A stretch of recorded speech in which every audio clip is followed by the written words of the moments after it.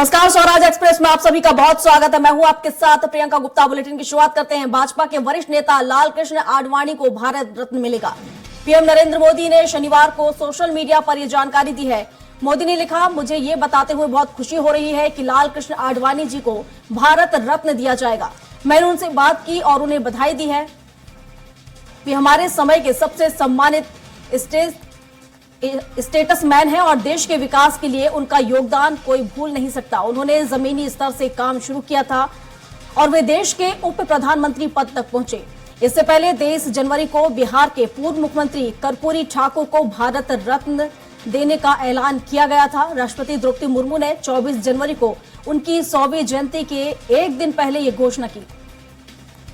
कर्पूरी ठाकुर 2 बार बिहार के मुख्यमंत्री और 1 बार डिप्टी सीएम रहे। वे पिछड़े वर्गों के हितों की वकालत करने के लिए जाने जाते हैं।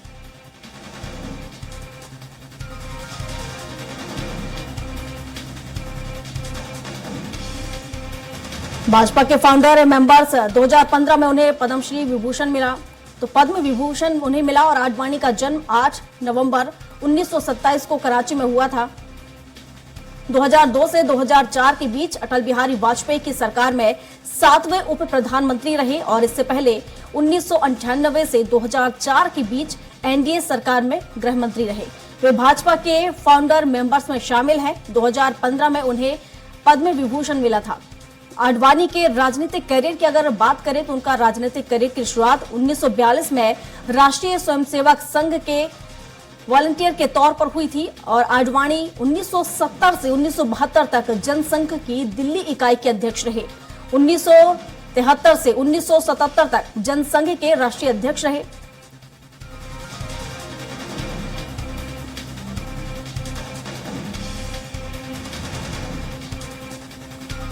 और पूर्व वित्त मंत्री राघव जी हमारे साथ फोन लाइन पर जुड़े हुए हैं। राघव जी, जिस तरीके से लोकसभा चुनाव के पहले भारत रत्न से आडवाणी जी को सम्मानित किया जा रहा है, कैसे देखते हैं आप इसे? ये बहुत अच्छा निर्णय है। वास्तव में ये बहुत पहले हो जाना चाहिए था, लेकिन देर आए दुरुस्त आए। बहुत प्रसन्नता हुई और पूरे देश में सभी लोगों को इस बात से प्रसन्नता होगी। बिल्कुल जी। बिल्कुल, जिस तरीके से विपक्ष लगातार हमलावर रहा है, जिस तरीके से राम मंदिर का देखा जाए तो जब प्राण प्रतिष्ठा हो रही थी उस समय नहीं बुलाया गया तो उसको लेकर भी विपक्ष लगातार सवाल खड़े कर रहा था और अब एक देखा जाए तो जब उन्हें सम्मानित किया जा रहा है तब भी विपक्ष सवाल खड़े कर रहा है। नहीं, कोई सवाल करने का कोई औचित्य नहीं है। मैंने कहा कि ये तो बहुत देर से हो रहा है, बहुत पहले हो जाना चाहिए था। आप अगर अनुमति देंगे तो मैं 2 संस्मरण उनके बारे में जरूर बताना चाहूंगा। सवाल यही खड़े कर रहा है सर विपक्ष, क्योंकि उनका भी यही कहना है कि ये काम बहुत पहले हो जाना चाहिए था। ठीक लोकसभा चुनाव से पहले क्यों बड़ा स्ट्रोक इसे माना जा रहा है, मास्टर स्ट्रोक के रूप में देख रही विपक्ष से? नहीं, लोकसभा चुनाव से इससे कोई अंतर नहीं आएगा, लेकिन ये अवार्ड देने का काम बहुत पहले हो जाना चाहिए। ये बात सही है। सर, जिस तरीके से लालकृष्ण आडवाणी की अगर हम बात करें तो बीजेपी के वरिष्ठ नेता रहे हैं, शुरुआती से देखें तो कहीं ना कहीं इससे जुड़े रहे हैं और अब उन्हें सर्वोच्च देखें तो देश के सर्वोच्च नागरिक सम्मान से सम्मानित किया जा रहा है। काफी खुशी की बात है, लेकिन विपक्ष इसको लेकर इसलिए सवाल खड़े कर रहा है क्योंकि जिस तरीके से हम देखें इससे पहले भी अभी कर्पूरी जी का सम्मान किया गया और अब जो लालकृष्ण आडवाणी उनका सम्मान किया जा रहा है, तो कहीं ना कहीं जो विपक्ष है इसको लेकर लोकसभा से जोड़कर देख रहा है। नहीं, लोकसभा से इसको जोड़ औचित्य बिल्कुल नहीं है, क्योंकि इससे वोटों में कोई अंतर नहीं आएगा। जो वोट मिलना है वो तो मिलेंगे ही, इसीलिए वो कोई लोकसभा चुनाव और उसकी वजह से दिया जा रहा है ये कहना उचित नहीं है। लेकिन हमारे कुछ सहयोगी ने बात की, जैसा कि उनका कहना है कि जिस तरीके से लोकसभा चुनाव नजदीक आ रहे हैं कहीं ना कहीं इसको लेकर स्ट्रेटजी इसलिए मानी जा रही है क्योंकि इससे पहले कर्पूरी जी को भी सम्मानित किया गया, राम मंदिर का प्राण प्रतिष्ठा की गई और उसके बाद अब आडवाणी जी का सम्मान किया जा रहा है। तो इसको लेकर कहीं ना कहीं संशय बना हुआ है। क्या सब इसको इस तरीके से देख रहे हैं कि शायद ये लोकसभा चुनाव को देखते हुए सम्मानित किया जा रहा है? देखिए, राम मंदिर निर्माण वाला मामला और कर्पूरी ठाकुर को भारत रत्न से सम्मान करने मामले में लोकसभा चुनाव को ध्यान में रख के हो सकता है कि किया गया होगा, लेकिन अडवाणी जी का जहां तक सवाल है, उनका इस उच्च सम्मान से सम्मानित करने का कारण लोकसभा चुनाव नहीं हो सकते किसी भी तरह से। सर, अगर आपकी कुछ है यादें हो लालकृष्ण आडवाणी जी के साथ तो उन्हें भी साझा कीजिएगा, हमारे दर्शक जानना चाहते हैं। जी, आपकी कुछ अगर यादें उनसे जुड़ी हों तो उन यादों को साझा हाँ, कीजिए। मैं 2 संस्मरण इस अवसर पर सुनाना जरूर चाहूंगा, अगर आप अनुमति देते हैं तो। पहला संस्मरण तो यह है कि एक बार ग्वालियर में इनकी प्रेस कॉन्फ्रेंस थी अडवाणी जी की, और उस वक्त पत्रकारों ने इनसे पूछा कि भारतीय जनता पार्टी की ओर से अगला प्रधानमंत्री का उम्मीदवार कौन हो सकता है। तो उन्होंने बगैर संकोच के, बगैर निश्चिंत होकर उन्होंने कहा कि अगले प्रधानमंत्री भारतीय जनता पार्टी की ओर से अटल बिहारी वाजपेयी होंगे। मुझे उनके साथ मुरैना जाना था ग्वालियर से, तो हम और अडवाणी दोनों ही थे गाड़ी में, और कोई नहीं था कार में। तो मैंने उनसे रास्ते में उनसे पूछा कि आप राष्ट्रीय अध्यक्ष हैं और ये विषय जो है प्रधानमंत्री वाला विषय आपने अकेले घोषणा कर दी, आपने वरिष्ठ नेताओं से भी संपर्क नहीं किया, कार्य समिति की बैठक में भी विचार नहीं किया, तो ये आपने ऐसा क्यों किया? क्योंकि आप भी उम्मीदवार, आप भी हो सकते थे, या पार्टी के लोग आपको भी चाह सकते हैं। तो उन्होंने जो मुझे उत्तर दिया वो ये था कि अगर मैं ये विचार के लिए कार्य समिति में विषय रखता तो इसका निर्णय नहीं हो पाता, और इसीलिए मैंने एक तरफा अपनी ओर से ही ये घोषणा कर दी ताकि सारे विवाद खत्म हो जाए। और ये मैं इसलिए भी कर रहा हूं कि मैं इस बात को बहुत अच्छी तरह से जानता हूं कि लोकप्रियता में अटल जी मुझसे कहीं बहुत अधिक आगे है, और पब्लिक ओरेटर भी मुझसे बहुत अच्छे हैं, ये उन्होंने स्वीकार किया। और इसीलिए मैंने ये जो घोषणा की है वो जन भावना के अनुरूप है, और इसीलिए मैंने किसी से भी पूछने की अगर कोशिश करता तो एक मामला टल जाता, इसीलिए मैंने पूछा नहीं। और फिर आपको स्मरण होगा कि बाद में बम्बई अधिवेशन में, फिर खुले अधिवेशन में भी इसी बात की घोषणा अडवाणी जी ने की थी वहां पर कि हमारे अगले प्रधानमंत्री के उम्मीदवार अटल बिहारी वाजपेयी होंगे। एक संस्मरण ये है जो वास्तव में इस बात को प्रदर्शित करता है कि वो कितने निस्वार्थ भाव से राजनीति में काम कर रहे थे, और गुण अवगुण सब कुछ देख परख कर ही सारे निर्णय करते थे वो, ये इस बात का प्रतीक है। और दूसरा संस्मरण में वो सुनाना चाहता हूँ कि वो छोटे छोटे कार्यकर्ताओं की कितनी चिंता करते थे। मैं एक बार दिल्ली से और बिल्कुल राघव जी, मैं आपको बीच में रोकना चाहूंगी। हमारे साथ बीजेपी के वरिष्ठ नेता भी जुड़ चुके हैं, रघुनंदन शर्मा। शर्मा जी, जिस तरीके से हम देखे राघव जी हमारे साथ चर्चा में जुड़े हुए हैं, और जैसा कि उन्होंने बताया कुछ उनके अनुभव रहे हैं, उन्होंने साझा किया आडवाणी जी के साथ। और अगर हम बात करें जिस तरीके से आज उन्हें भारत रत्न से सम्मानित किया जा रहा है, आप कैसे देखते हैं इसे?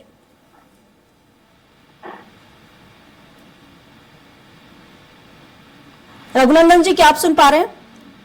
हाँ, अब आवाज आई है आपकी आवाज आई जी। रघुनंदन जी, राघव जी भी हमारे साथ जुड़े हुए हैं जो कि पूर्व वित्त मंत्री हैं। उन्होंने कुछ अनुभव अपने साझा किए हैं जो आडवाणी जी के साथ उनके रहे हैं, और जिस तरीके से आज लालकृष्ण आडवाणी जी को आज भारत रत्न से सम्मानित किया जाएगा, उसको आप कैसे देख रहे हैं? नहीं, ये तो भारत सरकार ने एक बड़ा पुनीत कार्य किया है। इस कार्य की जितनी प्रशंसा की जाए उतनी कम है।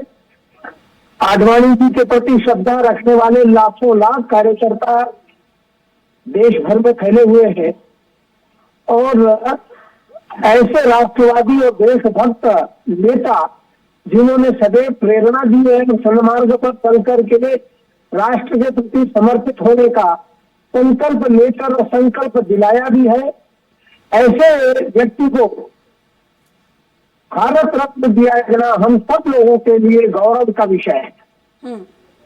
जी बिल्कुल। और जिस तरीके से अगर हम विपक्ष की बात करें, विपक्ष लगातार ये कहता रहा है, जिससे कुछ दिनों पहले ही देखा है कि जो वरिष्ठ नेता उन्हें साइडलाइन कर दिया गया है, और ऐसे में आज जो सम्मान दिया जा रहा है, कहीं ना कहीं बीजेपी ये दिखाने की भी कोशिश कर रही है, एक संदेश देने की कि कभी भी जो वरिष्ठ नेता उन्हें साइडलाइन नहीं किया गया।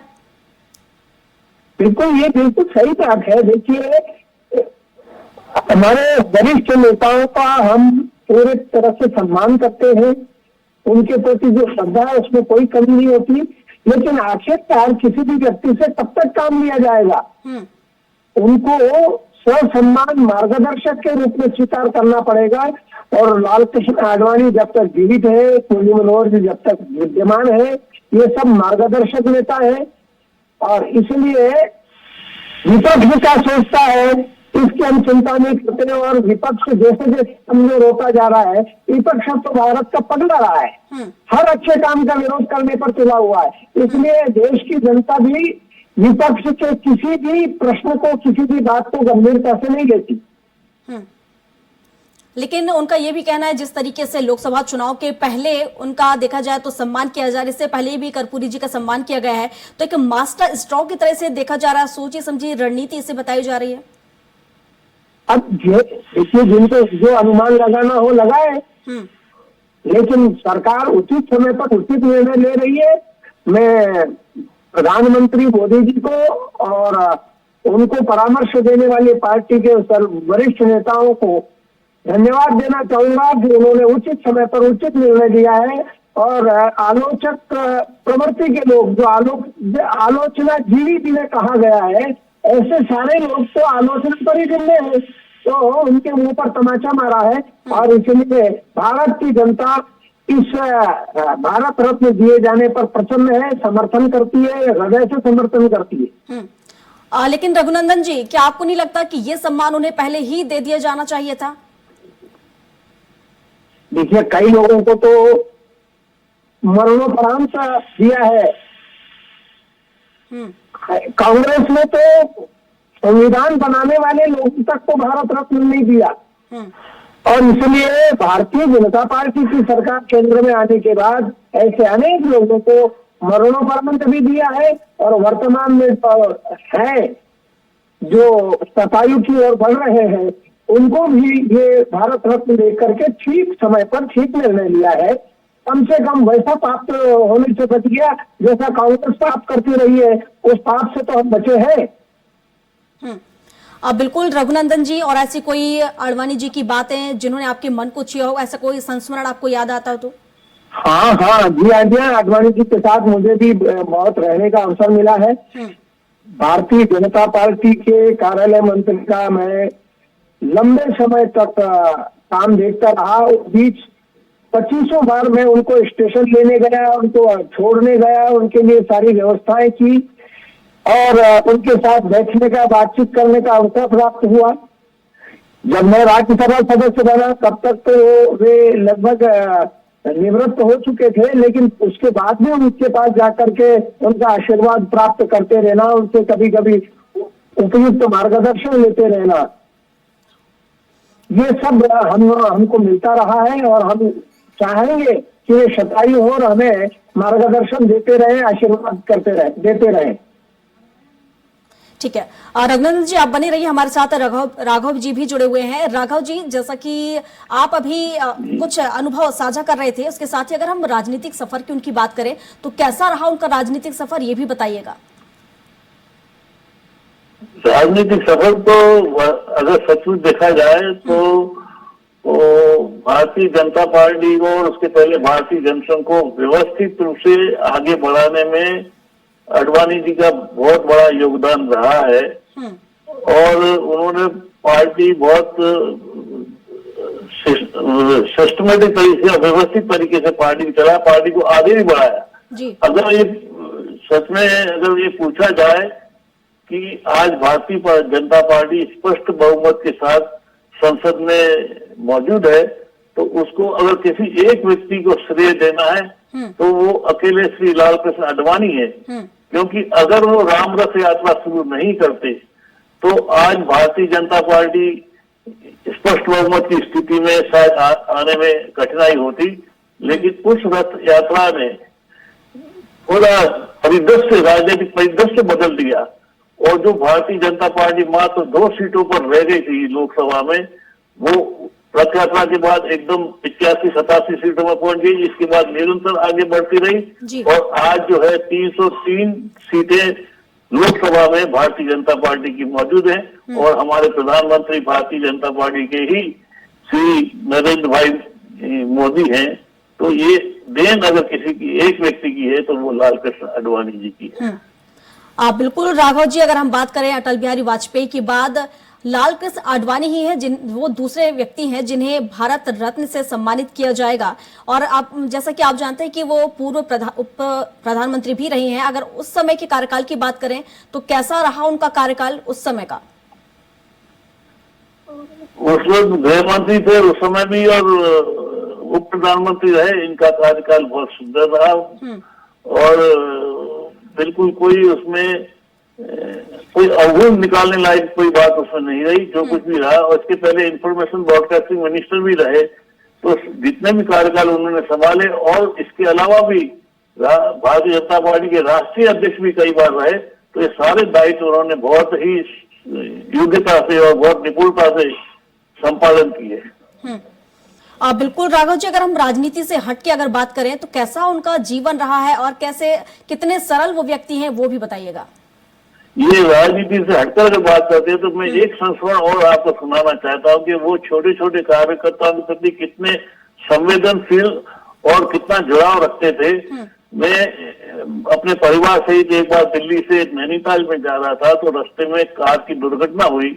मेरे दामाद साथ में थे, वो मेरे दामाद कोमा में आ गए और उनको हम लाके एम्स में हमने भर्ती किया। वहां पर वो 19 दिन तक कोमा में रहे, लेकिन लाल कृष्ण जी आडवाणी राष्ट्रीय अध्यक्ष होते हुए भी उस 19 दिन में 3 बार उनको देखने के लिए वहां एम्स में आए और उन्होंने हम सब परिवार जनों से भी मिले। ये इस बात को दर्शाता है कि वो कितने संवेदनशील थे और छोटे छोटे कार्यकर्ताओं का भी कितना ध्यान रखते थे। अब बिल्कुल राघव जी, अगर हम थोड़ा पीछे चलें और अगर हम उस समय की बात करें जब उन्होंने राजनीति में कदम रखा था, किस तरह की परिस्थितियां रही, कैसे वो आगे बढ़े, ये भी इस पर भी थोड़ा सा प्रकाश डालिएगा। देखिए, बहुत कठिन परिस्थितियों में उन्होंने कार्य किया है। अधिकांश समय तो विपक्ष में ही बिताना पड़ा है, लेकिन इसके बाद भी उन्होंने कभी निराशा उनके मन में कभी नहीं आई। जब एक बार जो केवल 2 सीटें लोकसभा में रह गई तो पार्टी के लोग बहुत दुखी भी थे और कई लोग तो बहुत निराशाजनक स्थिति में आ गए थे। उस समय भी आडवाणी जी ने बिल्कुल संयम, धैर्य और गंभीरता का प्रदर्शन किया और फिर से पार्टी को उन्होंने पुनर्जीवित करके और आगे बढ़ा दिया। एक और घटना मैं आपको बताना चाहता हूं कि उमा भारती जी जब पार्टी से नाराज होकर अलग पार्टी उन्होंने खड़ी कर दी थी, तब वो बहुत चिंतित थे। और एक बार जब मैं उनसे मिलने गया तो उन्होंने कहा कि ये तो बहुत दिक्कत वाली बात है कि बड़े वरिष्ठ नेता भी छोड़ के और उमा भारती के साथ जा रहे हैं। उसमें रघुनंदन जी शर्मा थे, दूसरे गौरी शंकर जी शेजवार थे। तो कह लगे, उन्होंने मुझसे ही पूछा कि इसकी तोड़ क्या हो सकती है, इसको कैसे सुधारा जा सकता है। तब मैंने उनको ये सुझाव दिया था कि अगर रघुनंदन जी शर्मा जी को फिर से पार्टी में वापस ले लिया जाए तो फिर वे पार्टी की हवा, नई पार्टी की हवा निकल जाएगी। तो उनका वो कैसे हो सकता है। तो मैंने उनको सुझाव दिया कि आप स्वयं होकर ये प्रस्तावित करो कि रघुनंदन जी शर्मा को हम राज्यसभा में भेजेंगे, उनसे आप चर्चा करिए। उन्होंने चर्चा की। रघुनंदन शर्मा जी भी जुड़े हुए, एक प्रतिक्रिया उनसे भी ले लेते हैं। रघुनंदन जी, जैसा कि अगर हम अटल बिहारी वाजपेयी की बात करें, जैसा कि बीजेपी को खड़ा करने के लिए उनका नाम हमेशा से आगे आता रहा है और अब दूसरे व्यक्ति के रूप में लाल कृष्ण आडवाणी जी का नाम भी अब सामने आ रहा है कि बीजेपी को खड़ा करने में कहीं ना कहीं इनका पूरा श्रेय है। आपका जो विचार है उससे मैं पूर्ण तरह सहमत हूँ जी। अटल बिहारी वाजपेयी और लाल कृष्ण आडवाणी दोनों की जोड़ी भारतीय जनता पार्टी को जनसंघ के बाद आगे बढ़ाने में, आगे ले जाने में, लोकप्रिय बनाने में सफल रही। उनका परिश्रम ही भारतीय जनता पार्टी को आज सत्ता तक पहुंचा। इन्होंने तो संगठन की नींव मजबूत की है, इस पार्टी की नींव मजबूत की है और इन्होंने अपने परिश्रम, सूझबूझ, योग्यता, कार्यकर्ताओं का चयन, कार्यकर्ताओं को आगे बढ़ाने का काम, ये सब करते रहकर सुदृढ़ संगठन खड़ा करने में इनका बड़ा योगदान है। ये दोनों महान नेता हैं। अटल जी अपने जमाने के लोकप्रिय जननेता रहे हैं और लाल कृष्ण आडवाणी जी संगठन के एक कुशल ये रहे हैं, वास्तविक रहे हैं। और इसलिए दोनों शिल्पियों के कारण ही यह भव्य इमारत भारतीय जनता पार्टी की आज दिखाई दे रही है। वैसे देखा जाए तो भारतीय जनता पार्टी कार्यकर्ता आधारित पार्टी है। किसी एक दो नेता के भरोसे पार्टी खड़ी नहीं हुई। बिल्कुल। सैकड़ों कार्यकर्ताओं का त्याग है, बलिदान है, उनका परिश्रम है। 50 जीवनदानी कार्यकर्ता जिनने सारा जीवन लगा दिया, उन सब कार्यकर्ताओं, लेकिन उन सब को सही दिशा देना, उनको संभाल के रखना और उनको बराबर महत्व देना, उनका सम्मान बनाए रखना, ये इन दोनों नेताओं के अलावा और भी ऐसे कुछ नेता हैं जिनके बिल्कुल सही कहा आपने। रघुनंदन जी काफी संवेदनशील हैं और उन्होंने कहीं न कहीं एक देखा जाए तो एक धागे में पिरोकर रखा है सभी को। फिलहाल आप दोनों का बहुत शुक्रिया चर्चा में जुड़ने के लिए। और इसी के साथ बुलेटिन में अभी के लिए बस इतना ही। अधिक जानकारी के लिए आप बने रहिए हमारे साथ और देखते रहिए स्वराज एक्सप्रेस। नमस्कार।